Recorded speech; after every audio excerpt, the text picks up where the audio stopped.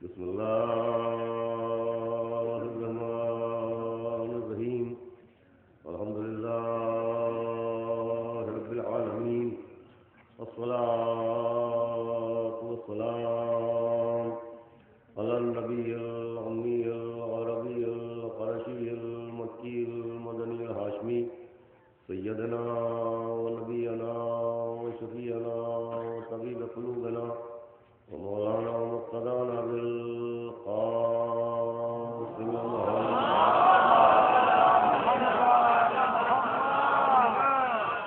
وآله الطيبين الطاهرين المعصومين ولعنة الله على أعدائهم أجمعين من يومنا هذا يوم الدين. أما بعد فقد قال الله سبحانه تبارك وتعالى في القرآن المجيد والفرقان الحميد. بسم الله الرحمن الرحيم. قل لا أسألكم عليه أجرا إلا المودة في القربى.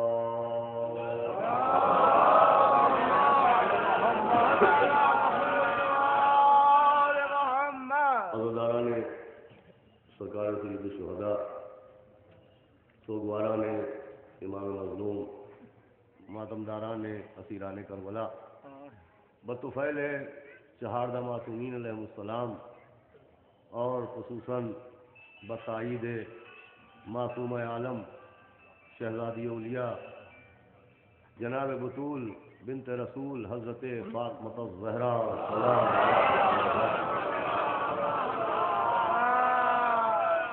حسینی اکادمی کی جانب سے منعقدہ اس خمسہ مجالس کی یہ تیسری تقریر ہے کہ صرف اہل بیت ہی حقدار مودت کیوں ہیں. اس عنوان پر آپ کے سامنے آج تیسرا روز ہے اور میں مسلسل عرض کر رہا ہوں کہ سورہ شورا کی یہ 23ویں آیت جسے آیہ مودت کہتے ہیں، جس میں اللہ نے اپنے حبیب سرکار ختمی مرتبہ جناب احمد مجتبیٰ حضرت محمد مصطفیٰ صلی اللہ علیہ وسلم کو حکم دیا، اجازت دی کہ وہ آل محمد علیہ السلام کی مودت کو، اہل بیت کی مودت کو رسالت کی اجرت قرار دیں. حالانکہ نہ اللہ نے کبھی اپنے حبیب کو کچھ مانگنے کا موقع دیا اور نہ کبھی اللہ کے حبیب نے کوئی سوال کیا، کچھ مانگا. اسے مانگنے کی ضرورت بھی کیا ہے جسے بغیر مانگے ابو طالب جیسا مددگار مل جائے، جسے بغیر مانگے علی جیسا قوت بازو مل جائے، جسے بغیر مانگے سیدہ جیسی بیٹی مل جائے، جسے بغیر مانگے حسن و حسین جیسے نواسے مل جائے. نبی نے کبھی کچھ نہ مانگا تو اجرت کے طور پر اہل بیت اطہار کی مودت کو مانگا، ان کی مودت کا سوال کیا. اور اس آیت کی روح سے اہل بیت علیہ السلام کی مودت واجب ہو گئی.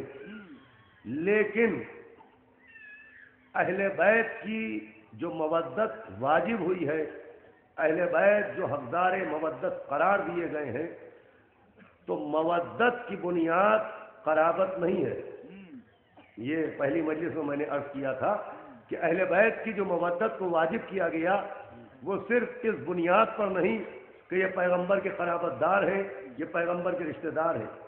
اگر صرف قرابت کی بنیاد پر اہل بیت حقدار مودت ہوتے تو صرف مولا علی حقدار مودت نہ ہوتے، صرف بی بی سیدہ حقدار مودت نہ ہوتی، صرف امام حسن امام حسین حقدار مودت نہ ہوتے، رسول کے چچا عباس ابن عبد المطلب کی مودت بھی واجب ہوتی، رسول کے چچا زاد بھائی عبداللہ ابن عباس کی مودت بھی واجب قرار پاتی.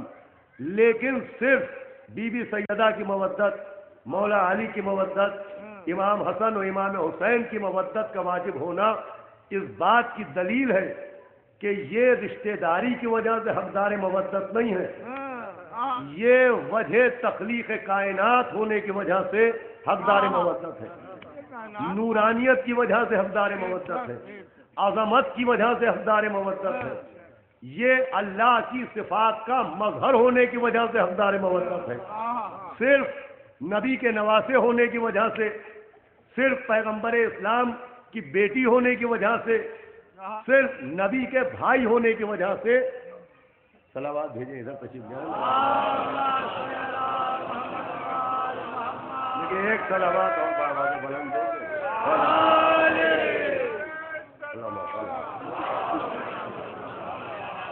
دیکھیں کچھ نقصانات ہوتے ہیں وقت کی پابندی نہ کرنے کے. میں ہمیشہ سے یہ چاہتا تھا کہ 8 بجے ٹھیک مجلس شروع ہو جائے، لیکن نہ جانے کیوں اس سال ہمارے پنڈت جی کچھ تاخیر سے کام لے رہے ہیں، ورنہ دیکھیے مجلس وقت پہ شروع ہونا چاہیے، اس لیے کہ کوئی آئے یا نہ آئے سب سے پہلے جناب سیدہ فرش عذاب آ جاتی ہیں اور مجلس انہی کی خوشنودگی کے لیے ہوتی ہے. جو اس کا نقصان ہوا ہے کہ اس سال چونکہ 8 بجے کے بجائے 8:15 بجے مجلس ہو رہی ہے اور 8:45 بجے شروع ہو رہی ہے، لہٰذا لوگ اس حساب سے آ رہے ہیں. کل سے میں انشاءاللہ 8:30 بجے ممبر پہنچوں گا، چاہے لوگ ہوں یا نہ ہوں. صلوات بھیجیں محمد ایک اور بابا سے بولے صلوات بھیجیں محمد.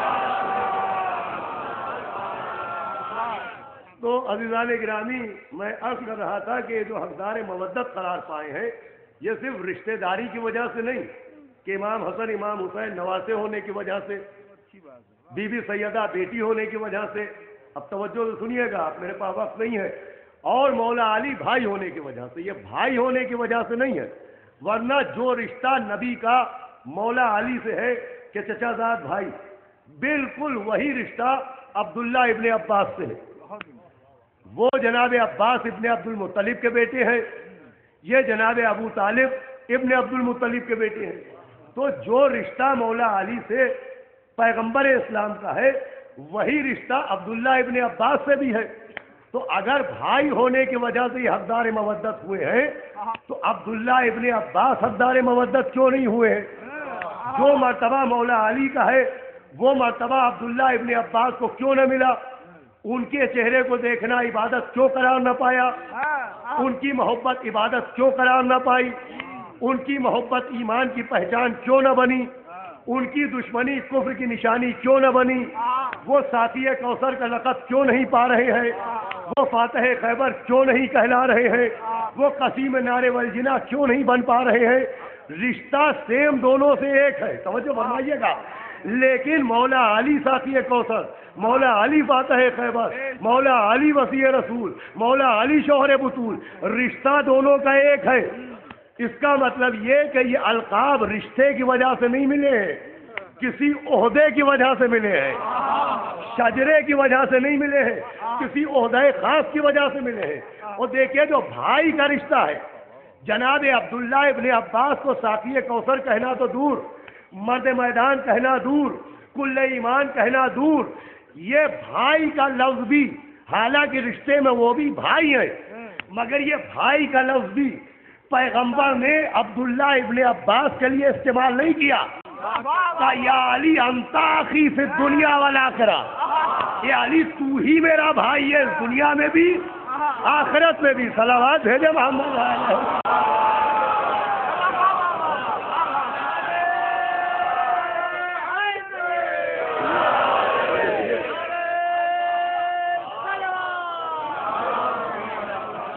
یہ لفظ اخی کا استعمال بھی ہوا تو اس نے مولا علی کے لیے ہوا، حالانکہ وہ چچا زاد بھائی انہیں نہیں کہا. اور اس حدیث کا کہ یا علی انت اخی فی الدنیا والآخرہ، اس کا ایک پس منظر ہے. پس منظر یہ ہے کہ پیغمبر اسلام جب مکے سے ہجرت کر کے مدینے آتے ہیں تو ایک تقریب رکھی جاتی ہے، ایک پروگرام کا انعقاد ہوتا ہے جسے تاریخ نے عقد مواخات لکھا ہے. عقد کہتے ہیں عقد کو، مواخات کہتے ہیں بھائی چارے کو. توجہ سنیے گا، یہ تاریخی واقعہ ہے کہ مدینے آنے کے بعد پیغمبر نے ایک پروگرام ارینج کیا جس کا نام تھا عقد مواخات. عقد مواخات کا مطلب کہ پیغمبر نے مہاجرین اور اصحاب کے انصار کے درمیان بھائی چارہ قائم کیا، ایک کو دوسرے کا بھائی بنایا، اب علامہ شبلی نعمانی لکھتے ہیں کہ پیغمبر نے اصحاب میں جس کو بھی جس کا بھائی بنایا تو طبیعتیں دیکھ دیکھ کے بھائی بنایا، مزاج دیکھ دیکھ کے بھائی بنایا، شوق دیکھ دیکھ کے بھائی بنایا، عادتیں دیکھ دیکھ کے بھائی بنایا۔ بھائی شبلی نعمانی لکھتے ہیں کہ جو جیسا تھا اس کو ویسے ہی کا بھائی بنایا۔ اور جو فرمائیے اللہ صلوات بھیجے محمد آل محمد۔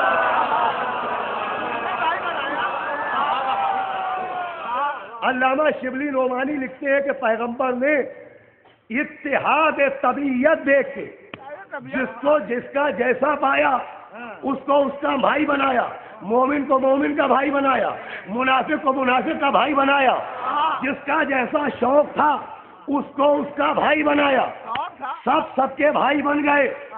اب رہ گئے نبی اور بچ گئے مولا علی۔ لوگوں نے کہا یا نبی اللہ یہ علی کس کا بھائی ہے؟ فرمایا یا علی انت اخی پھر دنیا والآخرہ، یہ علی میرا بھائی ہے اس دنیا میں بھی اور آخرت میں بھی۔ شبلی نعمانی لکھتے ہیں علی کے سوا نبی نے کسی صحابی کو بھی اپنا بھائی نہ بنایا۔ شاید پیغام پہنچایا کہ جب صحابی میرا بھائی نہیں ہو سکتا تو وہابی بھائی کہاں سے؟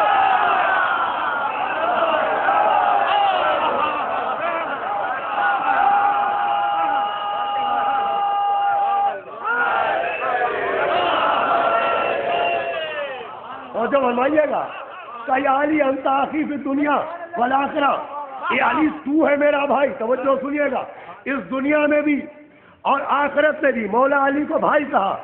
اب جو یہ عقد مواقعات ہوا اس کا مطلب یہ ہے، توجہ فرمائیے گا، اس کا مطلب یہ ہے کہ بھائی دو طرح کے ہوتے ہیں۔ بہت اہم گفتگو ہے۔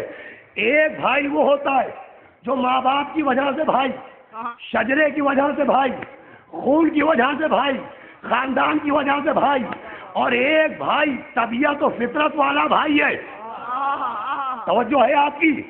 ایک بھائی شجرے والا بھائی کہ ایک ماں باپ کی اولاد بھائی ہو گیا، پھوپھی کا لڑکا بھائی ہو گیا، چچا کی اولاد بھائی ہو گیا۔ ایک بھائی ہوتا ہے شجرے والا بھائی اور ایک بھائی ہوتا ہے طبیعت اور فطرت والا بھائی۔ وہ بھائی جو شجرے کی وجہ سے بھائی بنے وہ بھائی بن تو جاتا ہے، لیکن اگر فطرت و طبیعت الگ ہو تو بھائی رہ نہیں پاتا ہے۔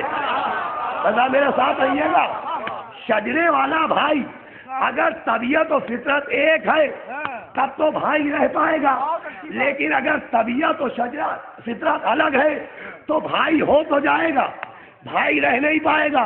آپ کہیں گے دلیل، تو دلیل یہ کہ حابیل و قابیل سب نیا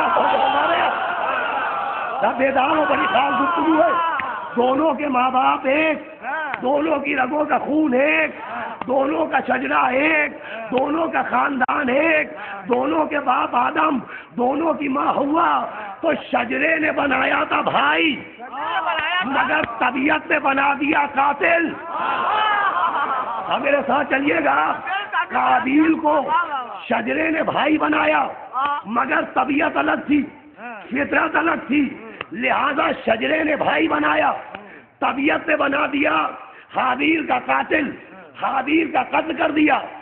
ایک بھائی حابیل و قابیل، شجرہ ایک، طبیعتیں الگ، فطرتیں الگ، تو بھائی بن گئے، بھائی رہ نہیں پائے۔ دوسری فہرست یوسف اور ان کے بھائی۔ ارے بھائی جاگ کے سنے سلامات بھیجے بابا۔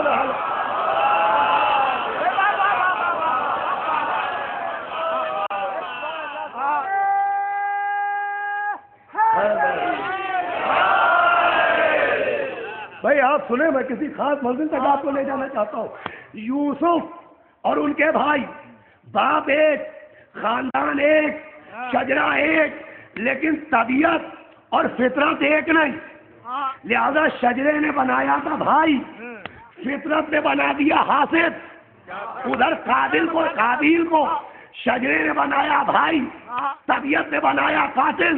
ادھر یوسف کے بھائیوں کو شجرے نے بنایا بھائی، طبیعت نے بنا دیا حاسد۔ یہ ہے شجرے والا بھائی کہ اگر طبیعت و فطرت الگ ہے تو بھائی بن جائیں گے، بھائی رہ نہیں پائیں گے۔ اب ایک اور فہرست سنیے، ایک فہرست وہ ہے جس میں قابیل و حابیل جیسے بھائی، یوسف اور ان کے جیسے ان کے بھائی، اور ایک فہرست وہ ہے جس میں موسیٰ و ہارون جیسے بھائی، نبی اور علی جیسے بھائی، عباس و حسین جیسے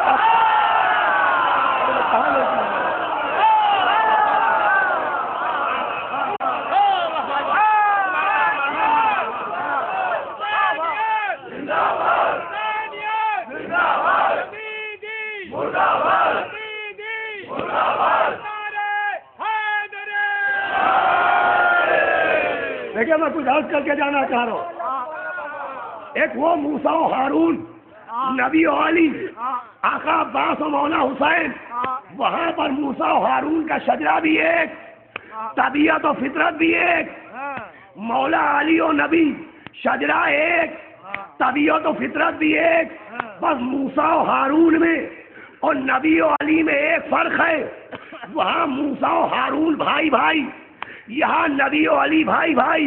وہاں اللہ نے کہا موسیٰ جاؤ مصر جا کے تبلیغ کرو، کا پالنے والے جاؤں گا مگر بھائی کو ساتھ لے کے اکیلے نہیں جاؤں گا، اس لیے کہ مصر میں میرے ہاتھ سے ایک کا خون ہو گیا، ایک کا قتل ہو گیا، میری جان کو خطرہ ہے، میرے بھائی کو ساتھ بھیج، میری جان کو خطرہ ہے، میرے بھائی کو ساتھ بھیج۔ کیا سمجھا گانے گرامی آپ؟ میری جان کو خطرہ ہے، میرے بھائی کو ساتھ بھیج۔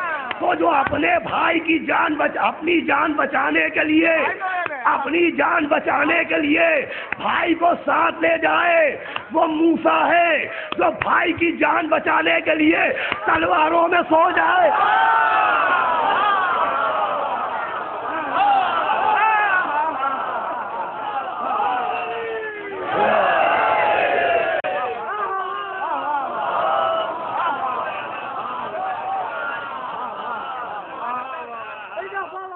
دیکھیے میں کچھ مختلف انداز سے اس سال آپ کی خدمت میں عرض کرنے کی کوشش کر رہا ہوں۔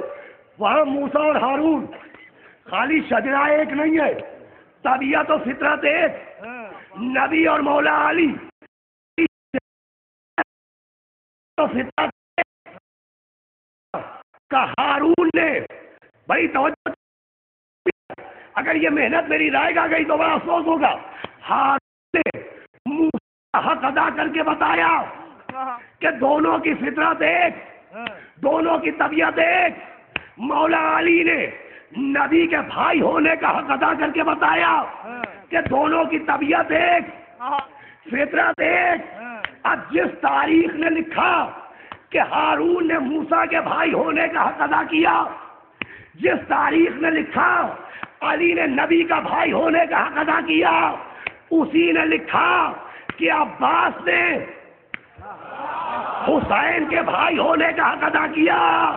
تو پھر ماننا پڑے گا کہ جیسے ہارون و موسیٰ کی فطرت ایک، نبی و علی کی فطرت ایک، عباس و حسین کی فطرت۔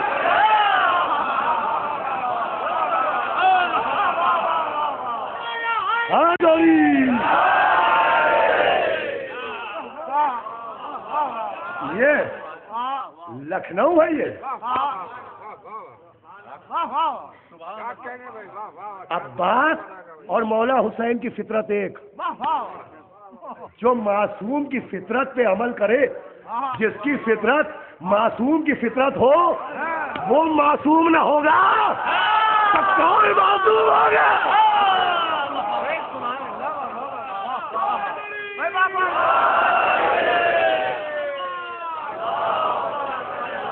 اللہ نے گرا دیا، ابھی نتیجہ نہیں آیا، اب تو آپ کو آمادہ کیا میں نے۔ موسیٰ اور ہارون خالی شجرے والے بھائی نہیں ہیں، طبیعت والے بھائی، فطرت ایک۔ نبی و مولا علی خالی شجرے والے بھائی نہیں ہیں، طبیعت و فطرت ایک۔ مولا عباس اور مولا حسین طبیعت و فطرت ایک۔ اب وہ بھائی، آخری حاصل سے توجہ چاہتا ہوں، وہ بھائی جو طبیعت و فطرت میں ایک ہوتا ہے، وہ رشتے میں بھائی تو ہوتا ہے، مگر صرف بھائی رکھا نہیں جاتا. موسیٰ دعا کر رہے رب اشرح لی صدری، پالنے والے میرے سینے کو کھول دے، میری زبان کی گرہ کو کھول دے. کرے پالنے والے میرے بھائی ہارون کو میرا وزیر بنا دے. میرے بھائی ہارون کو میرا وزیر بنا دے. اس کا مطلب معصوم اپنے بھائی کو صرف بھائی کے دائرے میں محدود نہیں رکھتا، عہدے کی مسند کو بھی دیکھنا چاہتا ہے. کیا سنا لانے گرامی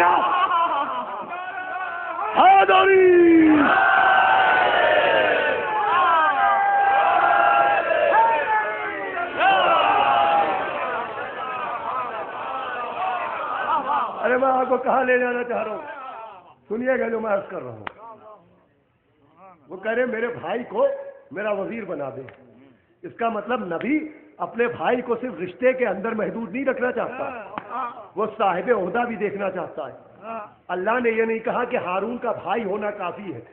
ادھر موسیٰ نے دعا کی، ادھر کا ہارون تمہارا وزیر ہے. تو جب موسیٰ کا بھائی صرف رشتے کے مکان میں نہیں رہتا، صاحب وزارت بھی بنتا ہے، تو محمد کا بھائی ہمارے یہاں صرف رشتے میں محدود نہیں رہے گا، صاحب ولایت بھی بنے گا. تو فرق اتنا ہے کہ ادھر موسیٰ گڑ گڑا رہے ہیں، ادھر موسیٰ گڑ گڑا رہے ہیں کہ میرے بھائی کو وزیر بنا دے، مگر ادھر معاملہ اور ہے. خدا نبی سے تیور بدل رہا ہے کہ اگر یہ رکھے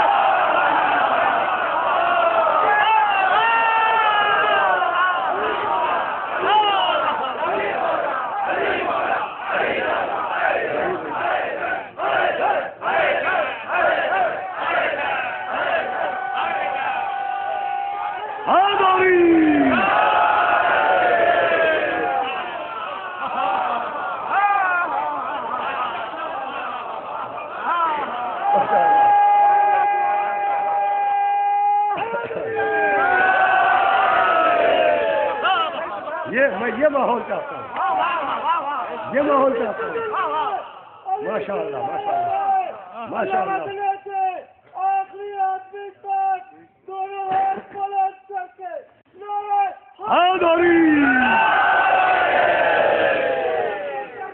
جس کو جس کی تمنا اتنی بلند آواز سے نعرہ تکبیر.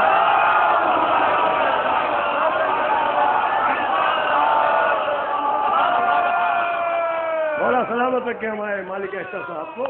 میں یہ چاہتا ہوں، یہ ماحول ہے، یہ سنیے آپ. وہاں موسیٰ التجا کر رہے بنا دے، تو یہاں خدا تیور بدلے ہوئے کہ اگر اعلان نہ کیا تو رسالت چلی جائے گی. وہاں ہارون کا اعلان نہ ہو تو نبوت سلامت ہے، لیکن اگر یہاں اعلان نہ ہو تو رسالت نہیں رہتی، رسالت نہیں رہتی. تو اگر غدیر میں علی کے رشتے کا اعلان کیا گیا تو یہ کیسا رشتہ ہے جو عہدے کو بھی لے ڈوبے گا.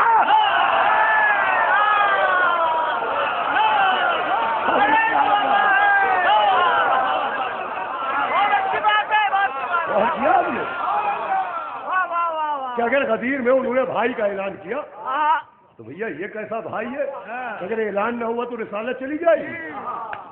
اس کا مطلب اگر یہ رشتے کی وجہ سے بھی محترم ہے تو ان کا رشتہ عہدے پر بھی وزنی ہے. اب سنیے گا، آج جب میں جہاں تک پہنچانا چاہ رہا ہوں آپ کو، جناب موسیٰ نے دعا کی ہارون صرف بھائی کے رشتے میں محدود نہیں، عہدے دار بھی بنے. مولا علی صرف رشتے دار نہیں، عہدے دار بھی بنے. اس کا مطلب وہ بھائی جو معصوم کی فطرت کا جیسا ہوتا ہے، جس کی فطرت معصوم کی جیسی ہوتی ہے، وہ صرف رشتے دار نہیں رہتا، عہدے دار بھی بنتا ہے. ہارون اور موسیٰ کی فطرت ایک. اب دیکھتا ہوں کہاں تک سننا چاہتے ہیں. موسیٰ اور ہارون کی فطرت ایک، تو ہارون صرف رشتے دار نہیں رہے، عہدے دار بھی بنے. علی و نبی کی فطرت ایک، تو خالی علی رشتے دار نہیں رہے، عہدے دار بھی بنے. عباس و حسین کی فطرت دیکھ تو عباس خالی بھائی نہیں بنے، علمدار بھی بنے۔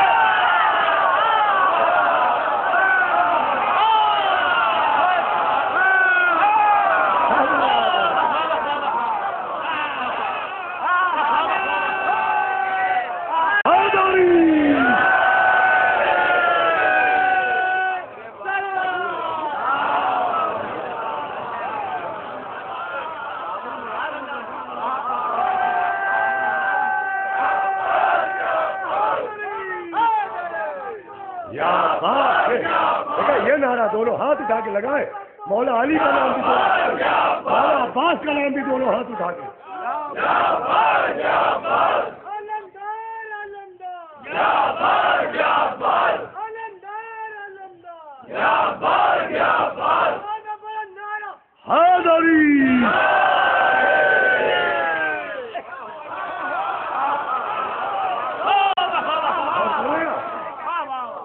میرا کچھ نہیں ہے، جناب سیدہ کی جوتیوں کا صدقہ ہے۔ میں تو آپ کے سامنے صرف پیغام کو ڈیلیور کر رہا ہوں، پہنچا رہا ہوں آپ تک۔ علمدار جو بنے یہ اس لیے کہ یہ بھی صرف رشتہ دار نہیں ہے، عہدے دار ہیں، صرف رشتوں کی وجہ سے محترم نہیں ہے، علمداری بھی ایک عہدہ ہے۔ جیسے نبوت عہدہ، جیسے رسالت عہدہ، جیسے امامت عہدہ، ویسے ہی علمداری بھی عہدہ ہے۔ جیسے نبوت ہر ایک کو نہیں دی جاتی، جیسے امامت ہر ایک کو نہیں دی جاتی، جیسے رسالت ہر ایک کو نہیں دی جاتی، ویسے علمدار بھی ہر ایک کو نہیں بنایا جاتا۔ تاریخ میں واقعہ موجود ہے کہ نبی ایک جنگ میں گئے، اب جنگ کا نام مؤرخ نے نہیں لکھا تو میں کیسے پڑھ دوں؟ ایک جنگ تھی جس میں علم تھا، علمدار نہیں تھا، مولا علی کو مدینے میں چھوڑا، اب علم موجود ہے، کوئی علمدار نہیں ہے، تو نبی نے مجمع پر نظر ڈالی، نبی کو علمدار کی تلاش ہے، اور کہا تم میں کسی کو قرآن یاد ہے؟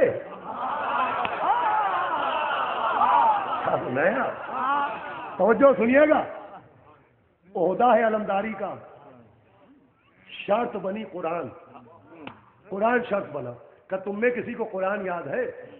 تو لکھا ہے کہ اصحاب کا مجمع تھا، اب جو نبی نے کہا تو خاموشی، سناٹا، سب چپ بیٹھے، کوئی نہیں کہتا ہم حافظ قرآن ہیں۔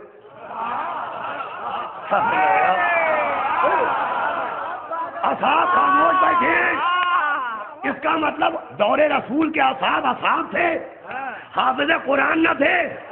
آج کہا جاتا ہے آپ میں کوئی حافظ نہیں ہوتا، آپ میں کوئی حافظ نہیں ہوتا، تو اگر حافظ ہونا فخر کی بات ہے تو صحابہ کا حافظ نہ ہونا بڑے شرم کی بات ہے۔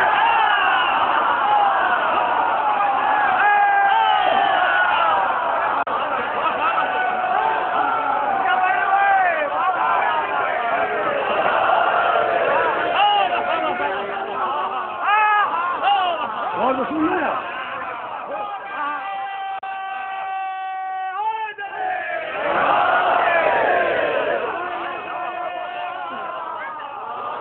سنیے گا، تو سب خاموش رہے۔ اتنے میں ایک 15 سال کا لڑکا کھڑا ہوا اس مجمع سے، اس نے کہا یا نبی اللہ مجھے قرآن یاد ہے۔ کہ کیا یاد ہے؟ تو اس نے کہا مجھے سورہ بقرہ یاد ہے۔ سب سے چھوٹے کو سب سے بڑا سورہ یاد، اور سب سے بڑے کو چھوٹا سا بھی نہیں ہے۔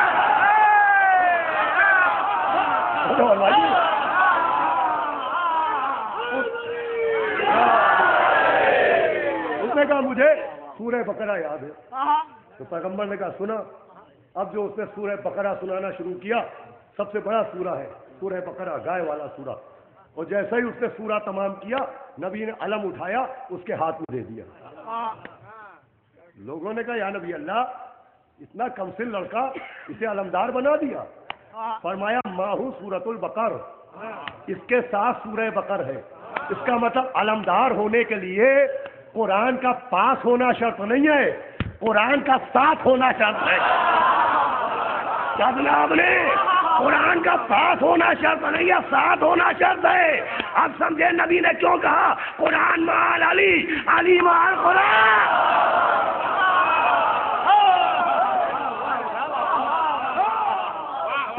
بھیجے محمد آل احمد. سنیے گا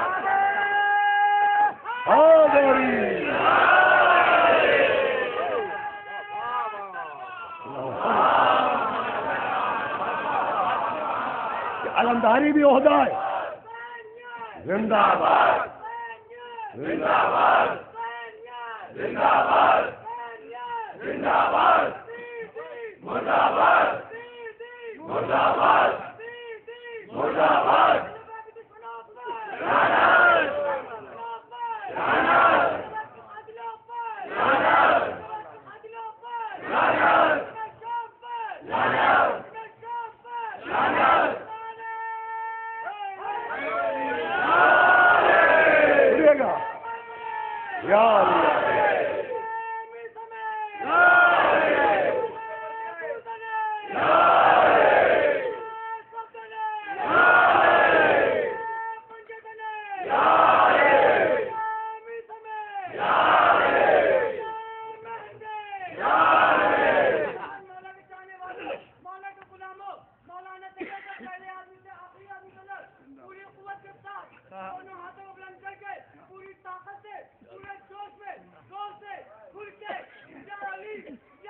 یا علی علیہ السلام.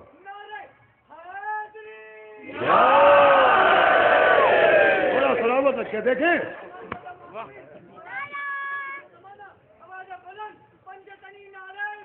اللہ علمداری بھی عہدہ ہے اور عہدے کی شرطیں ہیں اور پھر وہ مشہور شرط خیبر کی شرط کہ کل علم اسے دوں گا تو قرار ہوگا غیر فرار ہوگا مرد ہوگا. اللہ اور رسول کو وہ چاہتا ہوگا اللہ اور رسول اس کو چاہتے ہوں وہ خیبر کی شرطیں قرار ہوگا غیر فرار ہوگا مرد ہوگا. اللہ اور رسول کو وہ چاہتا ہوگا اور اللہ اور رسول اس کو چاہتے ہوں گے. محبت اکہری نہیں ہوگی دوہری ہوگی. خیبر میں تالی ایک ہاتھ سے نہیں بجے گی. اور جو فرمائیے گا اور وہ دیکھیں اتنا اہم عہدہ کہ کتابوں میں موجود ہے کہ جتنی تمنا خیبر میں علم کی ہوئی کسی کی نہیں ہوئی. رات بھر جاگتے رہے سب رات بھر شبیداری کرتے رہے. علم کے لیے شبیداری کی. اب جن کے یہاں فیل ہو گئی وہاں بدعت ہو گئی. جہاں شبیداری پاس ہو گئی وہاں عبادت ہو گئی. رات بھر جاگتے رہے. اس کا مطلب علم کا عہدہ بڑا امپارٹنٹ ہے. اتنا امپارٹنٹ ہے کہ لوگ راتوں میں جاگتے رہے علم کی تمنا کی. مگر ثقلین صاحب عہدہ خلافت سے زیادہ تو امپارٹنٹ نہیں تھا یہ. ان کی نظر میں جو رات بھر جاگے تخت حکومت سے زیادہ تو اہم نہیں تھا. اس لیے کہ انہوں نے تخت حکومت کو اتنا اہم سمجھا کہ نبی کا جنازہ تک چھوڑ دیا. تو ان کی نظر میں تخت حکومت زیادہ اہم ہے عہدہ علمداری کم اہم ہے. تو جو عہدہ جتنا زیادہ اہم ہوتا ہے اس کی شرطیں بھی اتنی زیادہ ہوتی ہیں. کیا سمجھا یار؟ تو جب تخت حکومت زیادہ اہم ہے علمداری کا عہدہ ان کی نظر میں کم اہم ہے تو اس کا مطلب تخت حکومت پانے کے لیے زیادہ شرطیں ہوں گی علم پانے کے لیے کم شرطیں ہوں گی. اب سمجھے نبی نے کسی اور کو علم کیوں نہ دیا کہ بھیا جس کے ہاتھ میں علم اٹھانے کی طاقت نہیں ہے تخت پر آنے کی صلاحیت کیا فرمائیے گا کہ کل علم اسے دوں گا جو قرار ہوگا. اب اس کے لیے میں نے آپ کو قریب 35-40 منٹ تک آمادہ کیا. کل علم اسے دوں گا جو قرار ہوگا غیر فرار ہوگا مرد ہوگا. اب دو منظر ہیں, دو علم دینے والے, دو علم لینے والے. آخری آدمی تک توجہ, دو منظر, دو میدان, دو علم لینے والے, دو علم دینے والے. ایک خیبر کا میدان, ایک کربلا کا میدان. ایک علم دینے والے کا نام رسول, ایک علم دینے والے کا نام حسین, ایک علم لینے والے کا نام علی. ایک علم لینے والے کا نام عباس. نہ متوجہ ہو جائیں آخری آدمی تک. ایک خیبر کا منظر, ایک کربلا کا منظر, آخری آدمی تک توجہ چاہتا ہوں. ایک علم دینے والے نبی, ایک علم دینے والے مولا حسین, ایک علم لینے والا مولا علی, ایک علم لینے والا آقا عباس. تو جیسا یہاں علم دینے والا ویسا وہاں علم دینے والا. جو شان یہاں علم لینے والے کی وہی شان چاہت جائیں. یہ جو میں سنا رہا ہوں یہ نکتہ نہیں ہے, یہ جناب ام البنین کے در کا تبرک ہے. اور یہ وہ نکتہ ہے کہ میں نے جناب عباس کے حرم میں کربلا میں زری کے سامنے پڑھا ہے. محسن نقوی کے وہ مصرے یاد ہے کہ محسن میری لہب میں وہ منظر عجیب تھا جب میں نے خود علی سے کہا یا علی مدد. سنیے گا, اس کی داد میں نے مولا عباس سے حاصل کی ہے. جو شان وہاں علم لینے والے کی وہی شان یہاں علم لینے والے کی. دونوں منظر ایک, میدان ایک سے, علم دینے والے ایک سے, علم لینے والے ایک سے. مگر جس مجمع میں مولا علی کو علم ملا وہ مجمع تھا اور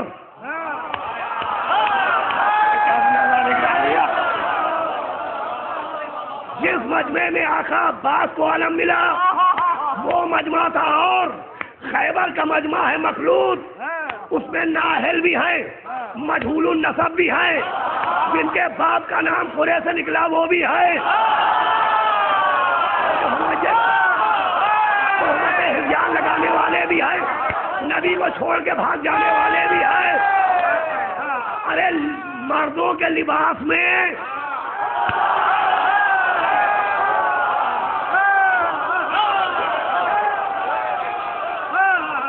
وہ مجمع جس مجمع میں مولا علی کو علم ملا آخری آدمی سے توجہ وہ مجمع اور مگر جس مجمع میں میرے آقا عباس کو علم ملا وہ پیور مجمع. ایسا مجمع کہ مولا حسین نے کہا جیسے اصحاب مجھے ملے, نہ میرے نانا کو ملے نہ میرے بابا کو ملے, سب کے سب انصار خدا کا مجمع, انصار رسول کا مجمع, سب کے سب علیہ السلام. ایسا مجمع کہ حبیب جیسا ندل فقی ہے, ایسا مجمع سعید جیسی سپارے نماز حسین ہے.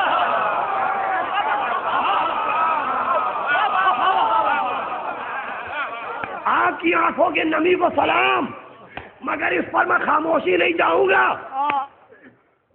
وہ مجمع جس میں مولا علی کو علم ملا وہ مجمع اور وہ مجمع جس میں علی کی تمنا کو علم ملا سب کے سب علیہ السلام. حبیب ابن مظاہر جیسا رجل فقی موجود ہے, سعید و زہیر جیسی سپارے نماز معصوم موجود, چلتا پھرتا پیمبر موجود. ارے کیا سنانے گرامی آپ, کیا سنے عزیزان گرامی, شبیہ حسن مجتبی موجود.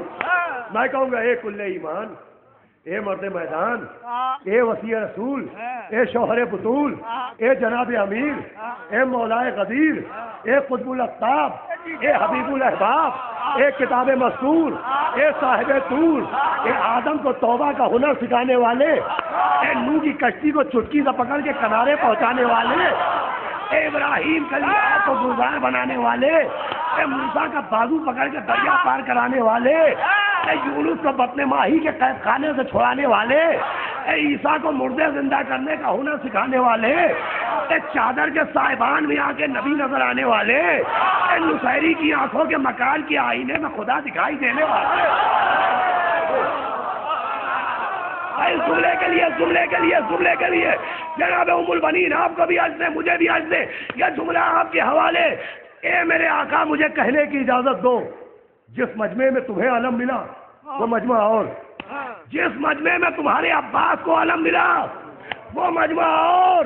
اے میرے آقا مجھے کہنے کی اجازت دو, خیبر کا مجمع اور ہے, کربلا کا مجمع اور ہے. مجھے کہنے دو کہ پتھروں کے بیچ میں ہیرے ہیرے کا چمکنا اور ہے اور ہیرو کے بیچ میں ہیرے کا چمکنا.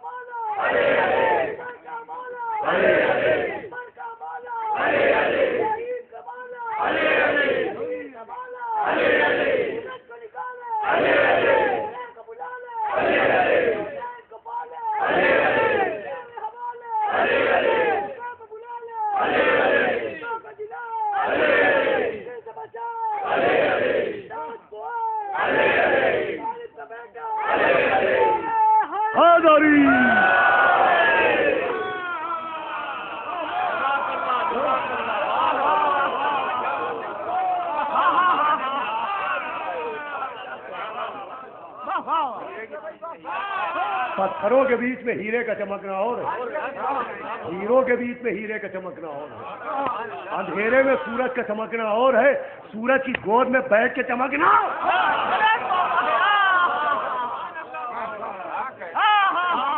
یہ ہے بھائی اور یہ ہے علمدار.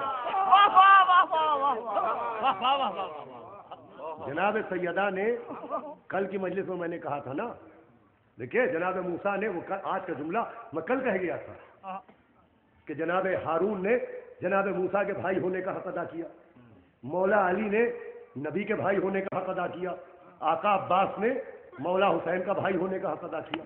لیکن فرق ہے، ہارون نے موسیٰ کے بھائی ہونے کا حق ادا کیا تو بھائی کہہ بھی دیا. آپ کے آنسوؤں کی نمی پر سلام. مولا علی نے نبی کے بھائی ہونے کا حق ادا کیا تو بھائی کہہ بھی دیا، مگر سلام اس پر جس نے حق ادا کیا بھائی ہونے کا اور اقرار کیا غلام ہونے کا.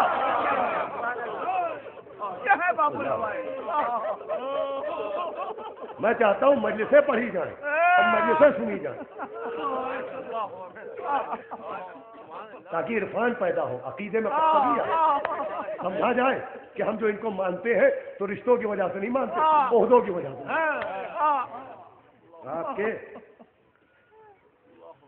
آنکھوں کے ان دریاؤں کا سلام ہو، لیکن یہ بات سنتے چلے کہ انہوں نے بھائی کہا، مولا علی نے نبی کو بھائی کہا ہے، لیکن آقا نے نہیں کہا بھائی. اب سمجھے سیدہ نے اپنا بیٹا کیوں کہا؟ اب سمجھے سیدہ نے اپنے عباس کو اپنا بیٹا کیوں کہا کہ کہیں کوئی بے عرفان عباس کی انکساری سے گمراہ نہ ہو جائے، عباس کی انکساری کا غلط مطلب نہ نکالے. کہتا ہے کہ اگر تو میرے بیٹے کو اپنا بھائی نہیں کہتا تو میں تجھے اپنا بیٹا کہہ دے رہی ہوں.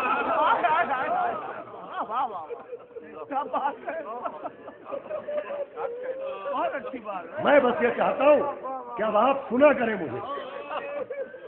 اب وہ داد اور شہرت اور واہ واہ اور نعرے وہ سب کا ثواب ہے، اجر عظیم ہے، لیکن کوئی کچھ کرے یا نہ کرے وہ ان منزلوں سے گزر چکا ہوں.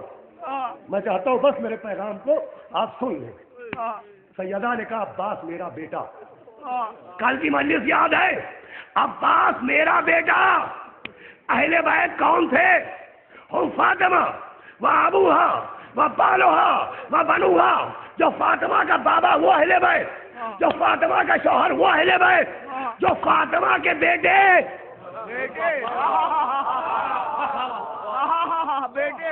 اہل بیت ہونے کے لیے بیت میں رہنے کی شرط نہیں ہے. فاطمہ کا باپ ہو تو اہل بیت بنے، فاطمہ کا شوہر ہو تو اہل بیت بنے، فاطمہ کا بیٹا ہو تو اہل بیت بنے۔ یہ جملہ میں کل عرض کر چکا ہوں کہ عباس کو بیٹا نہیں کہا، بیٹا کہہ کے چادر تطہیر کے اندر کر لیا، بیٹا کہہ کے شامل اہل بیت کر لیا۔ سلام اس آقا پر کہ جناب ام البنین، یہ تو خطاب ہے، لقب ام البنین، 4 بیٹوں کی ماں، نام جناب ام البنین کا بھی فاطمہ ہے، جناب ام البنین کا بھی اس میں گرامی فاطمہ ہے۔ سلام اس پر کہ جس نے جنم دیا وہ بھی فاطمہ، جس نے بیٹے کا لقب دیا وہ بھی فاطمہ۔ جو 2 فاطمہوں کا بیٹا ہو اسے عباس کہتے ہیں۔ یہ ہے عباس۔ نبی نے، مولا علی نے نبی کا بھائی ہونے کا حق ادا کیا۔ بس سن لے ایک بات یہ آخر، اور پھر مصائب ہیں کہ مولا علی نے کہا جب شورا منعقد ہوئی تو پیغمبر اسلام کو اپنا بھائی کہا ہے، مولا علی نے اپنے فضائل بیان کیے ہیں، کہا بتاؤ نبی نے کس کے لیے کہا تھا یا علی انت اخی فی الدنیا والآخرہ۔ اسی میں مولا علی نے، یہ سننے کی بات ہے عزاداروں، صدر صاحب دیکھیے گا اس بات کو، یہ سننے کی بات ہے، اسی میں مولا علی نے کہا جہاں اپنے فضائل گنوائے کہ یہ میری فضیلت، یہ میری فضیلت، یہ میری فضیلت، اسی میں مولا علی نے کہا بتاؤ، یہ بتاؤ کہ 3000 فرشتوں نے تم کو سلام کیا ہے کہ مجھ کو سلام کیا؟ 3000 فرشتوں نے تم کو سلام کیا ہے کہ مجھ کو سلام کیا؟ یہ کیا معاملہ ہے 3000 فرشتوں کے سلام کا؟ میں نے عرض کیا نا، میں کوشش یہی کر رہا ہوں کہ جو مولا کے در سے بھیک مجھے ملے اس کو اپنے تک محدود نہ کروں، آپ تک بھی پہنچاؤں۔ یہ فرشتوں کے سلام کا کیا معاملہ ہے؟ تو یہ 3000 فرشتوں کے سلام کا یہ معاملہ ہے کہ جب پہلی جنگ ہوئی تھی، جنگ بدر، اور رات میں مسلمانوں کو پیاس لگی، وہاں ایک کنواں تھا، اتنا اندھیرا تھا، وہ دشمنوں کا خوف تھا کہ کسی کی ہمت نہیں تھی کہ کوئی اس کنویں سے پانی لائے۔ تو نبی نے کہا کون ہے جو اس کنویں سے پانی لائے؟ تو مولا علی کنویں سے پانی لینے چلے اور اس کنویں سے پانی بھر کے چلے تھے کہ ہوا کا ایک جھونکا آیا، علی کے ماتھے کو چومتا ہوا نکل گیا، ایک اور جھونکا آیا، علی کی قبا کو چومتا ہوا نکل گیا، ایک اور جھونکا آیا، علی کی نالین کو پیار کرتا ہوا نکل گیا۔ سنیے گا، مولا علی واپس آئے، نبی نے کہا یا علی، تم نے محسوس کی وہ ہوائیں جو تمہیں چھو چھو کے، چوم چوم کے، بوسے دے دے کے گزری؟ کہا نبی اللہ، کہا جانتے ہو وہ کون تھے؟ کہا وہ جو پہلا جھونکا تھا وہ جبریل کے ساتھ 1000 فرشتے تھے جو تمہیں سلام کر کے گئے، وہ دوسرا جھونکا میکائیل کے ساتھ 1000 فرشتے تھے جو تمہیں سلام کر کے گئے، وہ تیسرا جھونکا اسرافیل کے ساتھ 1000 فرشتے تھے جو تمہیں سلام کر کے گئے۔ یہ ہے فرشتوں کا سلام۔ کب کیا سلام؟ جب پیاسوں کے لیے، ارے کیا سن رہے گرامی، یہ رائے گا ہو گیا میری محنت حکارت، پیاسوں کے لیے پانی لے کے چلے، اس کا مطلب جو پیاسوں کے لیے پانی لے کے چلے وہ علیہ السلام ہوتا ہے۔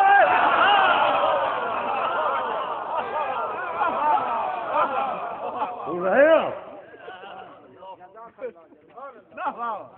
حالانکہ وہ پیاسے جو لشکر رسول میں تھے وہ معصوم نہیں تھے، جو غیر معصومین کے لیے پانی کی جستجو کرے اسے فرشتے سلام کرے، اور جو سیدہ کی پوتی کے لیے، معصوم عالم کے پیاسے گھرانے کے لیے، سوچئے کیا ہو گئی ہے۔ صرف رشتے کی وجہ سے محترم نہیں ہے، ان کے عہدے، ان کے مراتب سمجھے جائیں۔ یہ جو حقدار مودت ہیں فقط رشتوں کی بنیاد پر نہیں ہے، یہ ان عہدوں پر فائز ہیں کہ ادھر علم جھکا، کہا میرا سلام، کہ کائنات کے سہارے نے کمر کو پکڑا، کہا یا اخی عباس حلال الکبر ہماری، عباس تیرے مرنے سے میری کمر ٹوٹ گئی۔ جو طاقتیں कमर मासूम हो उसे अब्बास कहते हैं। अब्बास अब्बास। कोई मुसीबत आई अब्बास, बच्चा बीमार हुआ, ये हमारी माँ बहनों ने बयान निकाली, ऐ जान दिले हैदर कर्रार अलमदार, ऐ कुव्वत दस्ते शहे अमरार अलमदार। मौला अब्बास, आका अब्बास। अजब नाम है अब्बास, अजब नाम है अब्बास। और जो अकीदत, जो जज्बात का मुजाहरा जनाब अब्बास के नाम पर होता है वो मुश्किल से नजर आता है। जनाब अब्बास, मैंने पिछले साल पढ़ा था एक वाकया, और इन वाकयात को मोमिनीन बार बार सुनना चाहते हैं। एक वाकया जो मैंने पहली मजलिस में पढ़ा है वो मैं, हमारे बुजुर्ग ने हुक्म दिया है, वो भी मैं पढ़ूंगा। आज इतना सुनने के मौला अब्बास, एक काफिला गया करबला। तो आपको मालूम है करबला में मौला हुसैन की असल कब्र तहखाने में है, असल कब्र तक कोई जा नहीं पाता है, 250 बरस से ताला पड़ा है, इसलिए कि जो गया वापस ही नहीं आया। तो कौन आएगा वहां से वापस जहां सैयदा ने अपने बाल खोले, जहां सूखे गले पर खंजर चलाया गया, कौन आएगा वहां से वापस? तो असल कब्रें नीचे, जनाब अब्बास की भी असल कब्र तहखाने में है नीचे, असल कब्र तक किसी को जाने को नहीं मिलता। हाँ, अभी 20-25 साल पहले कुछ लोगों को वहाँ जब गए तो तामीर चल रही थी, कंस्ट्रक्शन, नीचे तामीर हो रही थी, बल्ब लगाए जा रहे थे, रोशनी का इंतजाम किया जा रहा था। तो कुछ लोगों को इजाज़त मिली कि वो वहाँ जाएं। उन्होंने कुछ मुजाविरों को नजराना दिया और कहा बस एक लम्हे को अब्बास दिलावर की कब्र की ज़ियारत। वो गए तो ये देखिए दुनिया में ये एक वाहिद कब्र है कि आज तक पानी उसका तवाफ कर रहा है, जैसे सकीना के सक्का के कदमों को पकड़े हुए पानी माफी मांग रहा है, पानी आज तक तवाफ कर रहा है। जाहिर गए, आप सोचिए जनाब अब्बास की असल कब्र देख के क्या कैफियत हुई होगी। हम अलम देखते हैं हमारा कलेजा फटने लगता है। जिसने जनाब अब्बास की कब्र देखी होगी क्या आलम हुआ, किसी ने सर फोड़ लिया, किसी ने गरेबान चाक कर लिया, कोई बेहोश हो गया। उन्हीं में एक जाहिर था जिसने सबसे पहला काम ये किया कि उसके पास एक बर्तन था, उसने जनाब अब्बास की कब्र का पानी उस बर्तन में महफूज कर लिया। दूसरे जाहिरों ने कहा कि तूने बड़ा अच्छा काम किया, हमें ख्याल ही नहीं था यहाँ पानी भी होगा, तूने बड़ा अच्छा काम किया कि ये पानी महफूज कर लिया, एक एक घूंट हमको भी पिला दो ताकि तबर्रुकन हमारे लिए ये जरिए नजात बन जाए। उस जाहिर ने कहा मुझसे मेरी जान मांगो जान दे दूंगा, मुझसे मेरा माल मांगो माल दे दूंगा, मगर इस पानी की एक बूंद न मांगना, इसलिए कि मैं देने वाला नहीं हूँ ये पानी। अब लोग हैरान है कि आखिर न पानी पी रहा है न पानी पिला रहा है, क्या इस पानी का करेगा क्या? क्या तुम देखते रहो, न पानी पीऊंगा न पिलाऊंगा, न मुझसे पानी मांगोगा, पानी करेगा क्या? का सब्र करो, देखो मैं क्या करता हूँ। नीचे जब इराक की ज़ियारतें तमाम हो गई और ये काफिला शाम पहुंचा, सैयद सादिया बे मकनो चादर, और जब ये काफिला हुसैन की 4 बरस की यतीमा के रोज़े में पहुंचा, इस ज़ाहिर ने पानी की बोतल को निकाला, कहा ए बीबी सकीना, कोई बालियां लाता है, कोई चादरें लाता है, ए बीबी उठो, अरे अब्बास से पानी दे दे।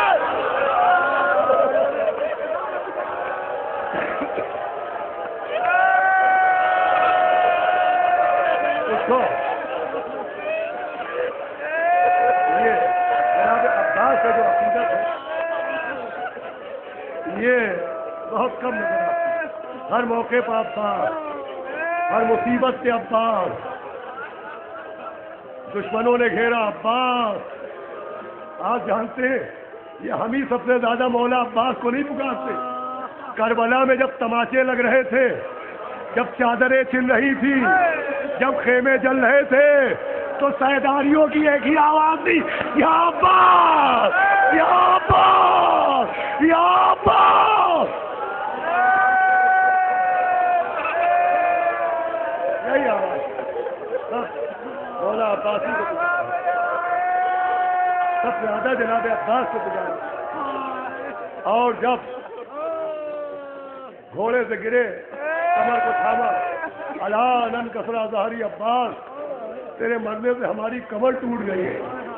अकबर ने बाजू थामा, लेके आए। आपने जनाब अब्बास के मसाइब सुने हैं।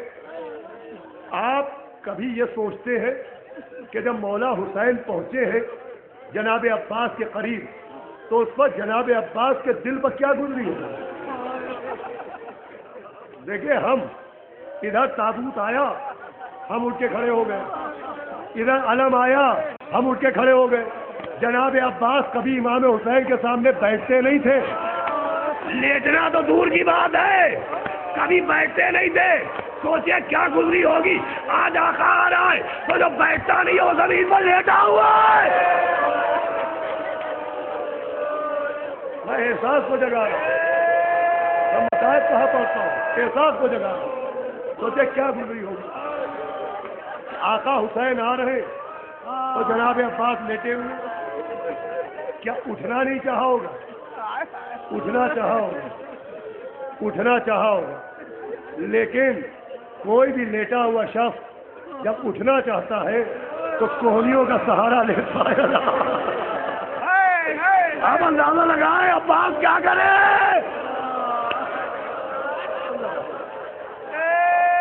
आप इतना रो रहे हैं, कोई हैरत की बात नहीं है।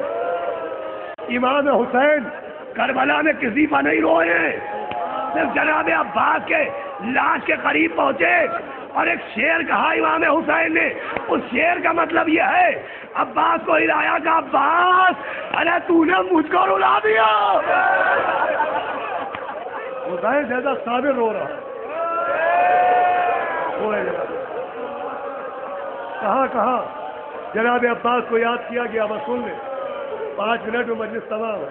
मौला सलामत रखे, आबाद रखे आपको। इस सर्दी में, इस फितरन के मौसम में न जाने कहाँ से मोमिनीन आते हैं। यकीनन आपको रहमत होती है, लेकिन मजलिस के बाद आपको तबर्रुक मिल जाता है। सबीलें लगी हुई हैं, लेकिन इस मजमे में हुसैन की 4 बरस की बेटी भी बैठी होगी, जिसे रोने के बाद तमाचे मारे गए, कानों से गोशवारे छीने गए।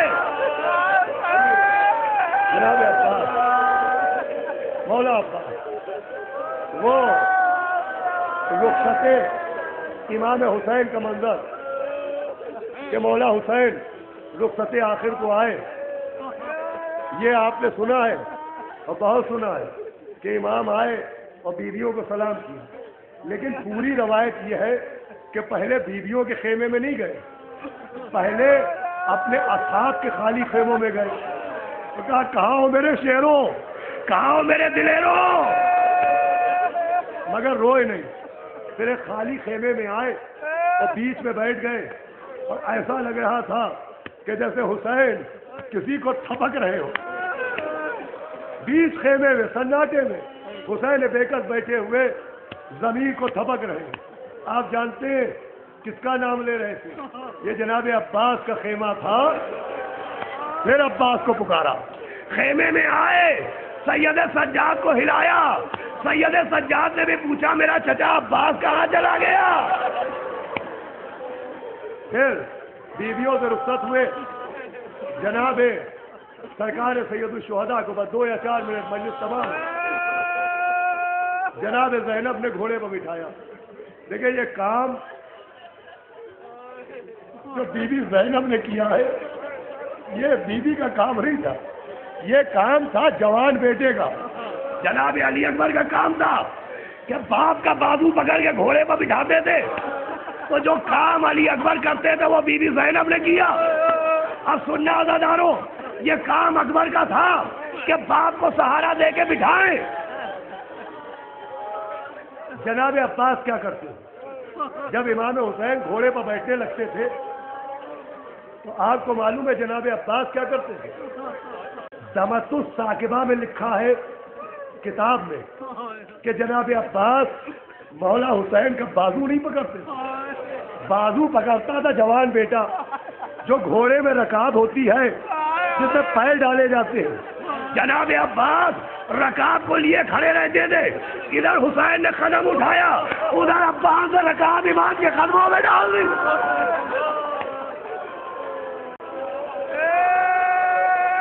یہ کام تھا جناب عباس سے. روز گیا جناب عباس رکاب لیے رہتے تھے, رکاب جس میں پیر ڈالے جاتے ہیں گھوڑے پر بیٹھنے کے لیے, جس پہ قدم رکھ کے سوار ہوتا ہے, وہ رکاب جناب عباس ہاتھوں میں تھامے رہتے تھے. تو وہ کام جو جوان بیٹا کرتا تھا وہ تو بہن نے کر دیا, اب جو کام جناب عباس کرتے تھے وہ کون کرے؟ تو لکھا ہے خیمے کا پردہ اٹھا, ایک کالے برقعے میں بیوی دوڑتی ہوئی آئی اور رکاب کو تھاما, امام کے قدموں میں ڈالا. آپ جانتے ہیں یہ کون بیوی تھی؟ یہ عباس کی بیوہ لبابہ نکل کے آ گئی. اے آقا الوداع الوداع.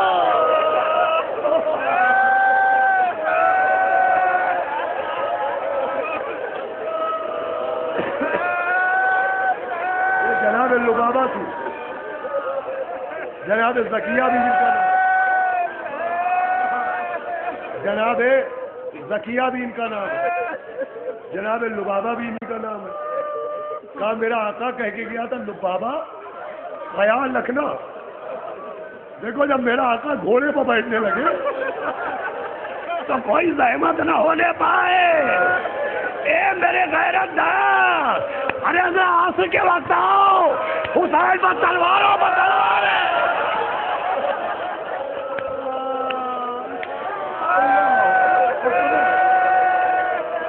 میرا عباس کو یاد کیا.